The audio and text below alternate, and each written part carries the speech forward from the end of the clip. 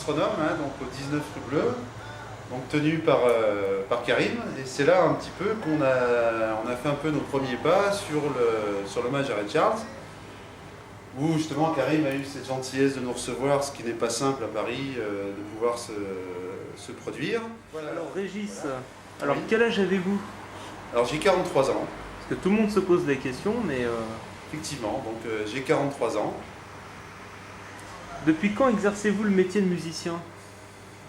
Alors ça remonte à très jeune âge, aux alentours de 4-5 ans, quand même, si mes souvenirs sont bons. Donc j'ai démarré sur un piano très très jeune, donc par le biais de ma grand-mère. D'accord, vous avez quelque chose à rajouter par rapport au piano Oui, je l'ai un peu laissé tomber pour me consacrer à la batterie, vers 12-13 ans environ, où j'ai fait un petit groupe avec mon frère. Et on faisait pas mal de reprises sur le littoral, parce qu'en fait, étant pas natif, mais ayant fait mes études à Montpellier, on faisait comme ça des concerts de reprises, La Grande Motte, Carnon, Palavas, etc., enfin toute la côte. Et j'étais batteur à cette époque, et puis un jour j'ai eu l'envie d'arrêter la batterie pour composer donc, mes propres... Ça s'appelait Cannelle, mais bon c'est très loin, c'est vraiment très très loin, Cannelle, voilà, c'était sans grand intérêt, c'était juste pour faire les armes, tout au moins dans la musique. Sinon, quelles sont vos références musicales? Quelles sont vos références musicales? Alors beaucoup de musique classique, j'ai même envie de dire en boucle, voilà, j'écoute énormément de musique classique. Et puis beaucoup de radio TSF. Quel est votre parcours professionnel? J'ai eu un baccalauréat D, et ensuite j'ai fait une faculté de sciences. Et ensuite j'ai dévié cette route pour venir à Paris. Donc vous vous êtes consacré qu'à la musique. Exactement. Donc vous avez fait de belles rencontres, j'imagine. Déjà Karim, une très belle rencontre. Donc on est ici reçu par Karim, donc on est au Bistronome, 19 rue Bleue. Oui, c'est ici. Voilà, donc c'est ici que depuis environ 4-5 mois maintenant, on donne des concerts régulièrement. Et c'est là qu'on a mis dès le départ le projet de hommage à Ray Charles, et que Karim nous a fait confiance, et aujourd'hui on peut espérer un peu plus. Parce qu'on est un peu au point. Alors expliquez-nous, vous avez joué, me semble-t-il, avec Bobby Yule, c'est ça? Voilà, exactement. Donc je vais laisser la parole à Bobby pour qu'il réponde à qui il est et comment on s'est rencontrés, etc. Ah ouais, merci. Ah bonjour. Ouais, bonjour. C'est vrai que il se trouve que ça fait un petit moment quand même que je connais Régis. On a dû s'attraper un peu comme ça occasionnellement. Et comme le hasard fait bien souvent les choses, je ne savais pas quand je le rencontrais qu'il était musicien. Lui non plus aussi de ma part. Donc depuis qu'on est ensemble, c'est vraiment parti. Mais concernant mes origines musicales, je dis en même temps que depuis que je suis adolescent, j'ai toujours été dans la soul music, dans le blues, et tout ce qui est référence Otis Redding, James Brown, Ray Charles, effectivement. Et donc aujourd'hui, je ne me surprends pas en train de faire du blues ou de la soul avec des amis qui s'y connaissent bien sur le plan musical. Et c'est vraiment un honneur pour moi d'avoir connu Régis qui joue excellemment bien. Moi-même, je suis guitariste, chanteur. Et j'essaie de faire ma petite route avec lui, quoi. C'est à peu près ça. Vous avez commencé à quel âge exactement à faire de la musique? Et moi, je pense que je devais être adolescent quand même. Je vais avoir 18 ou 19 ans par là. Et aujourd'hui, vous avez quel âge? Là, aujourd'hui, j'ai 52 ans. Dites-vous bien que ça fait une bonne trentaine d'années que je suis dans la chose. Petit plaisantin. Ben voilà, exactement. Donc j'imagine que vous devez avoir une sacrée carrière professionnelle aussi. Vous pouvez nous expliquer? Oui, un tout petit peu. Je suis quand même allé à l'école. J'ai travaillé dans l'administration en Côte d'Ivoire, puisque je suis ivoirien. Il faut bien que je précise ça parce que c'est important. Mais parallèlement à ma profession, j'ai toujours fait de la musique. C'est peut-être pour cela que, entre deux, c'est vrai qu'il y a, je peux avoir certaines références sur le plan musical, parce que j'ai eu beaucoup de contacts avec des gens bien connus et tout ça, mais moi je suis resté un tout petit peu à côté parce que j'étais professionnel. Et donc aujourd'hui, je sais de me faire voir, de me faire connaître, parce que la musique a pris le pas sur tout le reste, quoi. Voilà. Donc vous parliez de rencontres, vous avez donc fait de belles rencontres, vous pourriez nous donner des noms? Ah oui, j'ai eu à rencontrer des musiciens d'une certaine renommée quand même, hein. En particulier Mokhtar, qui est l'arrangeur d'Alpha Blondy. J'ai connu le manager d'Ismaël Isaac. En fait, c'est quand même des musiciens ivoiriens que j'ai côtoyés. Ici, c'est vrai que particulièrement, je suis tombé sur Donzé. Je ne suis pas forcément rentré dans les grands coins, hein, mais toujours est-il que je fais mon petit bonhomme de chemin quoi, sur le plan musical. Et donc, vous disiez aussi que vous aviez joué beaucoup avec Régis. Vous l'avez rencontré où exactement? Mais je l'ai rencontré justement avec. Je peux t'aider aussi. Okay. Souviens-toi, c'était en 2003. En 2003. Puisque j'ai eu une raison personnelle de quitter la France à cette époque. Et donc c'est après, je suis parti en Turquie. Et souviens-toi, je t'ai appelé de la Turquie en te disant, Bobby, est-ce que ça te dirait qu'on fasse une jam session à mon retour? Et c'est ce qui s'est produit. Donc on s'est mis ensemble et on a démarré un duo tous les deux en 2003-2004. Et on a fait comme ça Belleville, Ménilmontant, La République, Bastille. Enfin, on a fait vraiment beaucoup de concerts dans ces coins-là. Et après, il y a eu un gros stand-by parce que moi j'ai eu une route aussi par rapport au cinéma où j'ai pu faire une bande originale de film. En l'occurrence, oui, effectivement, en Requiem pour une tueuse. Et juste après, en 2010 d'ailleurs, on s'est repris pour faire. Donc, on a créé le Ride On Show. Voilà, alors je tiens à rendre à César ce qui appartient à César. Donc, Ride On, c'est de Bobby. Voilà, le Ride On Show. Le Ride On Show, effectivement. Voilà. Et donc, on a créé ça. Et pareil, on est en un duo. Et c'est de là qu'après, en fait, une fois qu'on a eu l'habitude de jouer ensemble, on a pu vraiment se consacrer à cet hommage à Ray Charles pour lequel on est interviewé. Alors ça vous fait quoi d'être dans la rue comme ça Donc là, c'est justement après cette pause, hein, donc on est sorti, on est toujours devant le Bistronome, une rue qu'on connaît bien, hein, effectivement, on est encore dans le coin. On est quand même relativement content de voir que ce projet avance beaucoup, qu'on a eu cette chance donc aussi, et il faut bien le rappeler, la chance qu'Alexis Anctil nous aide énormément pour justement avoir ce coup de pouce. Voilà, je te laisse parler, Bobby. Ouais. Mais moi, la seule chose que je peux dire, c'est qu'en réalité, je suis très impliqué dans la chose. Parce que je me sens vraiment là-dedans. Et c'est avec beaucoup de plaisir que j'exerce la chose. Parce que j'ai quand même des musiciens avec moi qui sont vraiment bien, quoi. Et je ne fais que prendre mon pied. Tout le reste. Alors justement, en parlant de musique, ce qui a été aussi pour nous dans une amitié aussi, et surtout amitié musicale, c'est de se rendre compte que le fait d'être deux auteurs, donc Bobby qui a énormément de chansons à son actif, bon moi j'ai 3 albums, ça a fait que nous sommes musiciens oui, mais le fait que Bobby crée ses propres chansons et que moi je fasse de même a pu permettre justement à pouvoir faire le piano sur tes chansons. Toi tu as fait les guitares sur les miennes, voilà, et ça a donné tout de suite une espèce de fusion. Voilà. Fusion où on a vu qu'on avait d'ailleurs les mêmes affinités pour tout ce qui concerne la musique, le blues, le rhythm and blues, le jazz, vraiment le registre musical. Et qui a été pour moi aussi un tournant à un moment donné où j'ai un peu lâché le classique pour me mettre beaucoup en profondeur dans les rythmes jazz. Voilà, donc c'est vraiment une belle rencontre tous les deux, de ce point de vue. Ce qui fait que justement, par Ray Charles que Bobby tu incarnes, moi je suis un peu le fantôme de Ray par le piano, ça donne quelque chose qui d'abord nous plaît, voilà, donc en souhaitant que ça plaise au public. Voilà. Alors je vous ai entendu parler de Ray Charles, donc j'imagine que c'est le projet que vous avez monté en commun. Et comment vous est venue réellement l'idée d'interpréter Ray Charles? Je vais m'expliquer un tout petit peu là-dessus.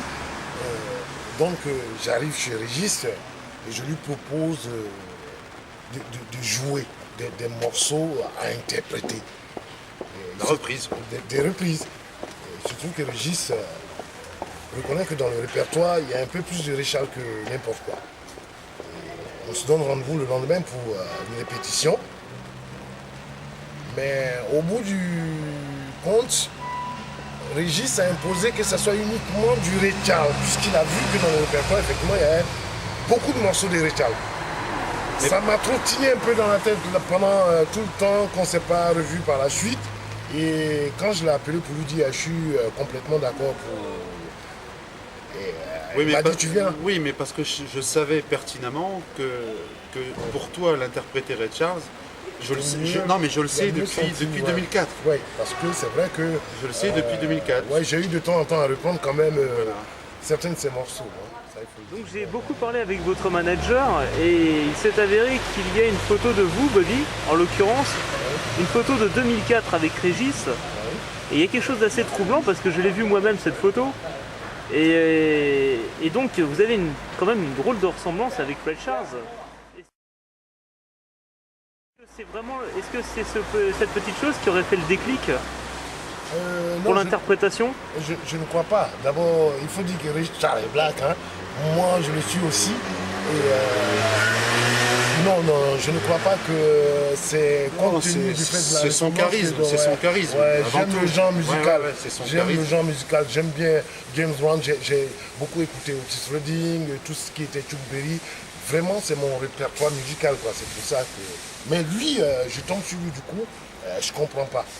Et c'est vraiment un amour total pour moi. Ça, il faut le dire. Moi, je propose quelque chose. Peut-être on va aller dans un autre endroit pour continuer un peu l'interview. Ouais. Justement, pour annoncer aussi là-bas le concert du 7 juin, hein, qui est à venir, Voilà, c'est au ça. 38 Rives. Donc on se dit à tout à l'heure. Alors dites-moi, on n'est pas par hasard ici en fait. Hein. C'est un lieu plutôt connu pour vous. Ouais, c'est un retour, hein, Bobby, hein. Bien sûr. Donc effectivement, donc on est aux Trois Fontaines, rue Fontaine, un lieu quand même assez mythique par la rue du bus Palladium qu'on a derrière nous. Effectivement, on a fait beaucoup de concerts ici aussi. On les vend plus, hein. Parce que on passait pratiquement 2 ou 3 fois. Trois fois par semaine, ouais, 3 fois par semaine au moins. Voilà, donc c'est un peu normal qu'on soit là aujourd'hui, un petit peu pour rendre hommage à ce lieu aussi. Ouais. Donc c'est ici que vous faisiez le Ride and Show, c'est ça? Exactement. Exactement. Une partie du Ride and Show. Il y a une partie du Ride and Show qui s'est effectivement passée par ici. Et C'était en 2004, c'est ça? non, c'était plutôt en 2010. En 2010. 2010, c'est le retour. En fait, De 2004, 2010 à c'était- 2011. Voilà, c'est ça, pendant une grosse année, ouais. 2010-2011. Ouais. En fait, 2004, c'était la Jam Session. Voilà. Ouais. Alors, j'ai entendu parler des années 2011-2012. C'était toujours le Ride and Show en 2012 aussi ou Alors non, qu'est-ce qui s'est passé? Non, bah justement, Bobby, je te laisse parler, mais moi j'avais l'aventure du cinéma. On a dû se prendre vers 2010 pour la tournée Ride and Show qui a commencé effectivement par les Trois Fontaines. Mais on s'est lâché un peu vers fin 2011 hein, quand même. Voilà. Mais l'année 2012 n'a pas été forcément musicale puisque chacun est parti un peu de son côté. Et là on s'est rattrapé sur le projet Richard Show. Alors on a parlé du Ride and Show en 2010-2011, mais que s'est-il passé à partir de 2011 pour vous, Régis? Alors justement en 2011 a été la sortie du film Requiem pour une tueuse, donc ce qui veut dire que j'ai travaillé dessus en fait à partir de juillet 2010 jusqu'à, si mes souvenirs sont bons, novembre, quelque chose comme ça. Ça devait être 4 mois de travail plein. Donc on a dû stopper le Ride and Show certainement vers le mois de juin 2010. Oui. Et puis il faut préciser aussi que le non-riders du groupe qui incarne actuellement le groupe de Richard vient du fait que dans le temps, moi et Régis, quand on se voit à chaque fois, c'était ride on, ride on, ride on. dit vraiment cavale quoi. Et donc on a dû à partir de ce nom-là initier le nom du groupe par celui-là justement qui donne the Riders, les cavaliers, la bande des cavaliers. Et The Riders Band, ça a été significatif puisque ça vous a regroupé tous pour l'hommage à Ray Charles. Donc vous pourriez peut-être éventuellement nous parler du band qui vous accompagne. Oui, alors on a des amis communs. C'est ça qui est assez marrant parce que pour ma part, à chaque fois que je faisais des concerts à formation réduite, souvent Thierry Defresne, le saxophoniste, m'accompagnait et m'accompagne encore d'ailleurs, parce que même ce soir on doit jouer ensemble. Et donc le Thierry ayant pour ami Dominique le batteur, donc, a fait revenir Dominique, et puis Alain donc, est l'ami de Bobby, donc voilà, c'est un peu les amis des amis qui a fait qu'on a pu créer ce band de façon plus rapide. Et déjà parce que c'est une histoire d'amitié aussi, avant d'être une histoire musicale, c'est d'abord une aventure d'amitié. Alors justement, vous parlez d'amitié, depuis combien de temps vous vous connaissez entre Dominique par exemple, le batteur, et vous Régis? Alors chose très très étrange pour ce qui me concerne, j'avais déjà joué avec Dominique en 2009 par hasard, c'était dans un coin dans le 18e, où justement Thierry m'avait fait découvrir cet endroit qui accueillait des musiciens et qui plus est, Dominique avait fait un enregistrement, donc il n'y a pas longtemps, j'ai reçu par mail, ça m'a fait très très très plaisir.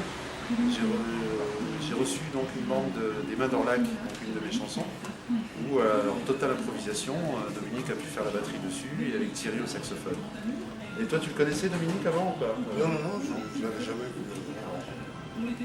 Par contre vous Bobby, c'était Alain dit Don Marquez, son nom de scène, que vous connaissiez. Ouais, j'ai connu quand même Régis avant tout cela. Hein, ça faisait des billes, parce que ça fait une bonne dizaine d'années quand même qu'on se connaît, lui et moi. Et Don Marquez est arrivé par la suite parce que j'avais une formation musicale où il était bassiste. Bon, on a bourlingué un tout petit peu ensemble et après on s'est séparés. Et pour gérer Charles, on a dû faire appel à lui puisque apparemment, il fallait bien former un groupe et c'est à lui que j'ai pensé. Donc, ça a été cette année, hein, il a accepté, il est venu sur du groupe. Et depuis ce temps, on tourne ensemble. Donc Alain dit Don Marquez, c'est donc le bassiste du groupe, je précise. Oui. Et il est aveugle aussi. Quoi? Il est aveugle il a une aussi. cécité, ouais. Voilà. C'est symbolique aussi ça. On sait que du côté de Richard, Ouais, c'est quand même assez fou ce qui est arrivé. ce Ouais. qui nous arrive aussi, parce que on comprend que Régis a carrément les mains de Richard. Moi j'essaie d'avoir sa voix. Et il y a le bassiste qui est atteint de cécité depuis longtemps. Voilà, du coup, ouais. Et donc tous les éléments se retrouvent carrément là-dedans. C'est pour ça qu'on est content de se retrouver ensemble et d'échanger tous les ans. Alors ce qu'il y a de particulier dans cet hommage, c'est que tous les artistes du band ont ressenti quelque chose d'assez particulier dans les interprétations. Et vous pouvez nous expliquer un petit peu émotionnellement, qu'est-ce qu'il en ressort? Alors Bobby, si je peux me permettre avant, on a l'obligation déjà de respecter fidèlement l'œuvre de Ray Charles, donc on ne peut pas se permettre n'importe quoi, ça c'est très important.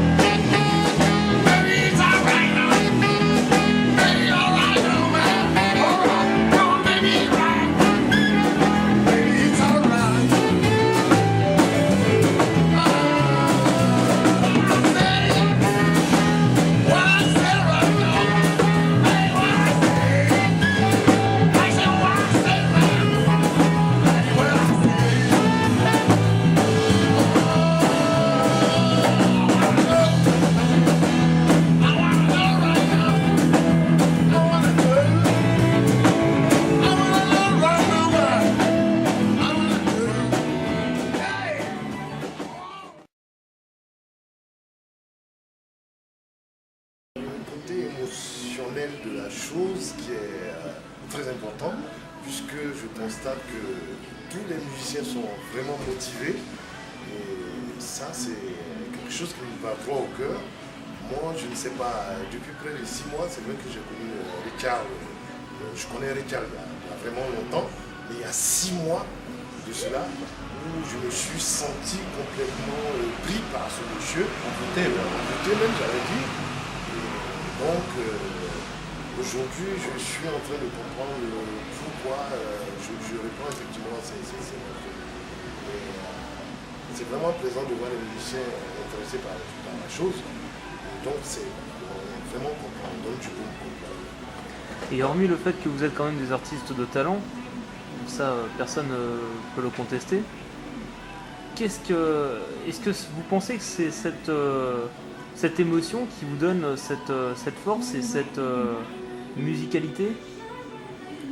Ouais, moi je pourrais dire qu'il y a le fait qu'on est là-dedans aussi depuis longtemps, parce que le blues, la soul, c'est la musique qui nous a toujours intéressés aussi. Donc les Charles, ça ne surprend pas trop. Il faut dire que ce sont quand même des chansons qui... Il ne faut pas oublier qu'il a vendu 100 millions d'albums. Et voilà, donc c'est un artiste plus que reconnu. Et voilà, donc, c'est tout à fait normal. C'est une pointure, c'est une pointure dans son domaine. Ouais, c'est ça. Ouais. Donc c'est aussi un honneur pour nous de pouvoir l'interpréter, mais surtout de ne pas le bafouer, de respecter exactement son œuvre. Alors j'ai cru comprendre que cette tournée, c'était un préparatif de l'anniversaire de la date de sa mort, qui est prévu le 10 juin 2014. Alors exactement, ça serait un petit peu le bouquet final. Oui. Ça nous laisserait le temps, durant une grosse année justement. On prévoit évidemment de l'international, on est en cours sur ce projet, on attend des nouvelles de M. Alexis Anctil à ce sujet, puisque justement nous aujourd'hui on s'en occupe plus trop, c'est ce qui nous permet d'accentuer la musicalité. On verra bien, voilà, donc l'idéal ce serait de pouvoir faire un petit Paris, New York, et puis on verra après, voilà, on verra. Alors j'ai entendu parler aussi évidemment avec votre manager, des dates peut-être pour New York. Paraît-il. Les dates ne sont pas forcément... Paraît-il. Pour l'instant on n'en a pas encore l'exactitude, mais oui, il paraît que c'est prévu, ouais. Là pour l'instant, ce qui est important déjà, c'est dans pas longtemps, hein, le 7 juin. Donc c'est dans quelques jours, hein, parce que ça laisse quoi, 8 jours. Donc on doit jouer dans une cave mythique de la rue de Rivoli qui s'appelle le 38 Rives, donc qui a été annoncé déjà sur Facebook et sur pas mal d'endroits. D'ailleurs, il y a possibilité de réserver directement, puisque les places sont quand même assez limitées. Voilà, donc on vous y attend tous avec grand plaisir. On espère que justement cette petite interview aura pu convaincre certaines personnes d'aller plus loin dans l'aventure et de suivre.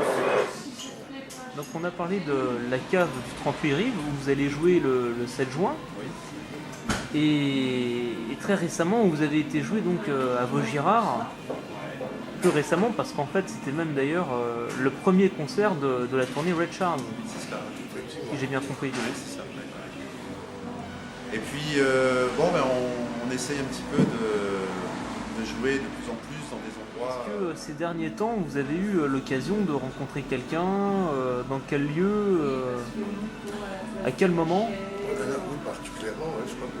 Oui, il n'y a pas si longtemps que ça, parce que justement, on joue dans des endroits très différents, très éclectiques les uns des autres. Et il n'y a pas si longtemps que ça, on s'est présenté à l'hôtel Lutetia, donc côté avenue Raspail dans le 15e. Pour proposer donc cet hommage et on a eu ce bonheur de rencontrer par hasard M. Lavillier, Bernard Lavillier, qui était là. Et je me suis permis de l'aborder pour le saluer. Et puis un homme charmant, très sympathique, j'ai pu me mettre au piano. Donc ils ont un piano à queue là dans leur grand salon de cet hôtel. Et puis il a eu cette gentillesse d'être à mes côtés, de m'écouter et puis d'apprécier, voilà, et puis de passer un bon moment ensemble. Un homme vraiment très sympa. D'ailleurs, je ne suis pas seul à le dire. Alors vous avez fait quoi ces derniers temps, vous, Bobby? Peut-être avec eux, pas tout seul, non? Ah bah tout seul, et puis avec le band. Ouais, non, c'est beaucoup plus avec le monde tout seul, hein, puisque actuellement, mon temps il est vraiment pris que par ça. Hein. Donc c'est vraiment du riz que je fais à la maison avec les amis, avec le live band, quoi. Alors comment vous avez su que Ray Charles, les chansons que vous interprétez étaient celles qui vous étaient destinées finalement? On les a choisis. Tu en as choisi énormément. Les morceaux étaient choisis. Ouais, tu en as choisi énormément. Moi, j'en ai choisi peu finalement. Ouais, c'est ça. Ouais. Parce qu'il faut dire que le répertoire est quand même assez vaste. Et on essaie quand même de prendre évidemment les grands standards connus du grand public, mais surtout aussi faire découvrir au public des œuvres de Ray Charles qui ne sont pas forcément connues et qui méritent toute l'attention. Voilà, merci beaucoup. Donc, voilà. En vous remerciant pour ces moments passés ensemble. Et on vous dit à bientôt, hein. Donc on vous dit rendez-vous le 7 juin, donc au numéro 38 de la rue de Rivoli, à partir de 20h, voilà, un vendredi 7 juin. Bye bye. Allez, bye. Ciao.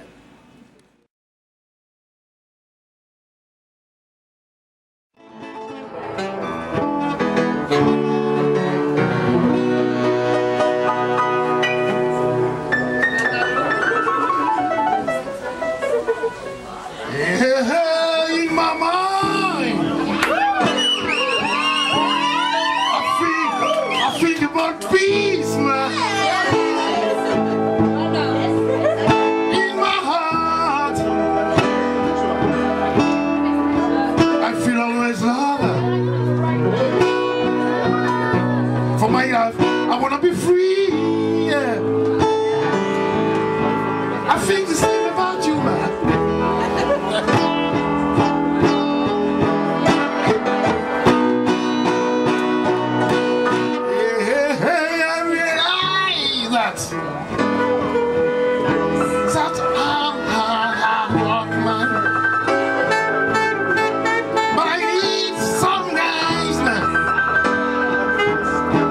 Who could know what I mean? Somebody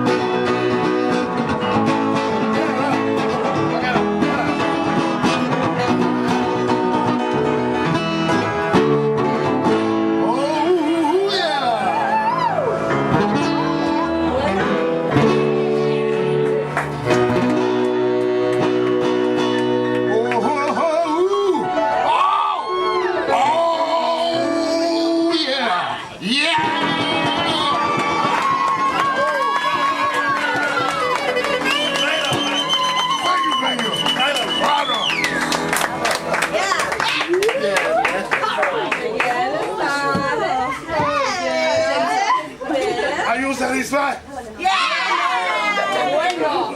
Regarde, regarde.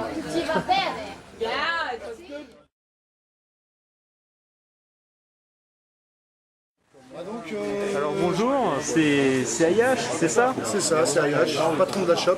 Alors expliquez-nous un petit peu. Moi je vous explique, c'est que ce soir on a passé un bon moment, c'est un concert en live avec Régis et son groupe. Et c'est de la bonne musique, c'est sympa, c'est du jazz, des reprises, des textes aussi. Et donc on essaie de faire ça tous les samedis soirs, des fois en semaine, et voilà, on passe de bons moments et dans la bonne humeur. Vous êtes situé où exactement dans Paris? 227 rue du Faubourg Saint-Martin, dans le 10e. Dans le 10e arrondissement. Métro Louis Blanc, pour être plus exact. D'accord, bah écoutez, c'est noté. Ah, les affaires reprennent. Les affaires reprennent, je reviens à vous tout de suite. Donnez l'adresse Facebook. Très bien, écoutez, je vous remercie monsieur. Merci à vous. Merci beaucoup Ayash. Et soyez nombreux pour la fête de la musique, hein. Du 21 juin, c'est le 21. Donc ça se déroule aussi à la shop, à la alors shop, la fête de toujours musique. avec Régis et son groupe. Extraordinaire. Voilà. Venez Merci nombreux. Ayash. Et merci pour les avoir accueillis cette semaine. Avec un grand plaisir, à bientôt. Merci. Ciao.